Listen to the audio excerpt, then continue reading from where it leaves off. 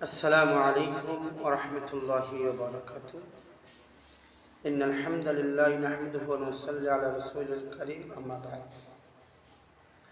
সম্মানিত বন্ধুগণ, দেশ এবং বিদেশ থেকে কাজ থেকে যারা যে যে প্রান্ত থেকে আমাকে দেখতেছেন সবাইকে আন্তরিক মোবারকবাদ। প্রিয় বন্ধুগণ, প্রথমে সবার কাছ থেকে মাপ চেয়ে নিচ্ছি যারা আমাকে অনেক কমেন্ট করেছেন, কিন্তু কমেন্টের কোনো উত্তরে আমি দিতে পারি না। আমি প্রায় দীর্ঘ 3 মাস পরে আপনাদের সামনে খুবই ব্যস্ত ছিলাম। আল্লাহর রহমতে সবগুলো সমাধান হয়েছে। আমি আমার ইউটিউব বের করার পর যখন প্রথম কমেন্টটা পাইলাম, অস্তমিতন রোগীর বিশেষ আলামত কি, তার উত্তর দেওয়ার জন্য ইনশাল্লাহ আমি আপনাদের সামনে এসেছি। যে ভাই প্রশ্ন করেছেন, আশা করি ওই তো আমার লাইভে আছেন অথবা পরে দেখবেন।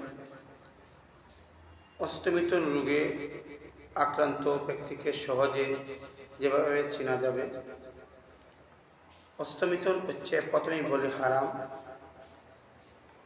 এটা গুনাহ, খুবই বড় গুনাহ, হারাম। যারা অস্তমিতন করেন তাদেরকে চেনার যে উপায়টি আমি আপনাদেরকে বলবো, প্রথমে তাদের চেহারা এবং নখের নিচে রক্ত থাকবে না এবং বরং সাদা হয়ে যাবে।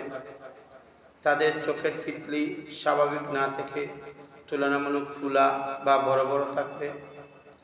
অস্তমিতনকারী ব্যক্তি কথা বলার সময় কারো চোখে চোখ রেখে কথা বলতে পারবে না। তাদের দৃষ্টি থাকবে ওই ব্যক্তির পায়ের দিকে। কথা বলার আওয়াজ তীক্ষ্ণ থাকবে, উচ্চ আওয়াজে কথা বলতে পারবে না। চোখের নিচে কালো দাগ পড়ে যাবে। তার চেহারার আকার আকৃতি ভয়ানক হয়ে যাবে। এটা হচ্ছে অস্তমিতন কারী ব্যক্তিকে চেনার উপায়।